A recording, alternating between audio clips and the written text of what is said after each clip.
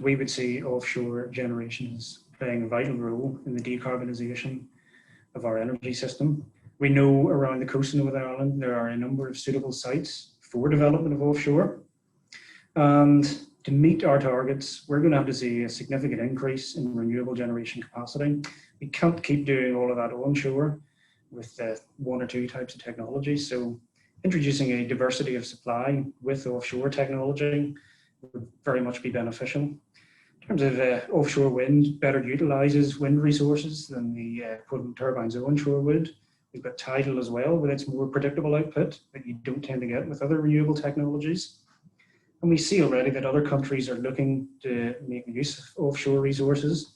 We look at Great Britain with their offshore energy sector deal. We look at Ireland, where they've identified new sites to fast track through planning. And they're seeing offshore as being a big enabler of decarbonisation, something that we also share. And with an energy strategy in place in Northern Ireland, we think the picture will become clear in enabling that here too. What role do you see for power to gas in the future, in particular using renewable electricity to extract hydrogen from water? Based on the information we see out there today, it's looking like power to gas is increasingly likely to become an important tool in decarbonising the energy sector. Based on information and engagement we had when building our scenarios for tomorrow's energy scenarios, we didn't get a great deal of information in power to gas, so we didn't include it, but we do recognise that gas generated through such means would form part of the gas composition, and that's detailed in our report. Also set out in the report is renewable generation dispatch down, which details renewable energy we can't use that's out there, that's available, simply because there isn't enough demand in the network for it, for system security reasons.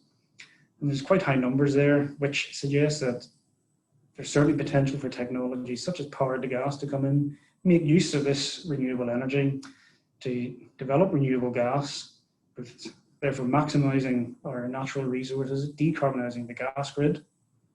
But we'll need greater collaboration with the gas network operator and fully understanding how that will be integrated, where's best, what type of technology and so on. These answers will form part of our engagement for the next set of tomorrow's energy scenarios.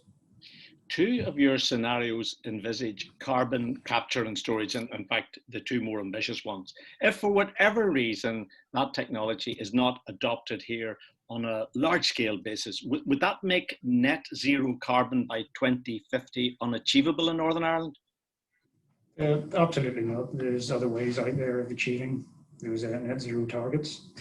We used carbon capture and storage as one way of removing emissions from the system in conjunction with gas-fired generation, and that was informed at the time by other industry publications and engagement from our consultation last time around. However, should such technology not prove viable financially or otherwise going forward, there's plenty of other technologies out there that will help us achieve our aims.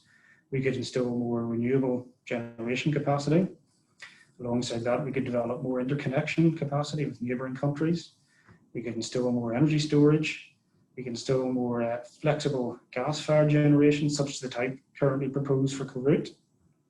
And of course, alongside that, we can decarbonise the gas grid through the use of biofuels, power to gas, as we've already discussed, and hydrogen. However, it's worth noting that carbon capture and storage may still be a vital player in some of those power to gas, biofuels technologies as well. So going forward, while it may not develop as we foresaw it in our scenarios last time, there's still other ways to achieve decarbonisation and the net zero targets.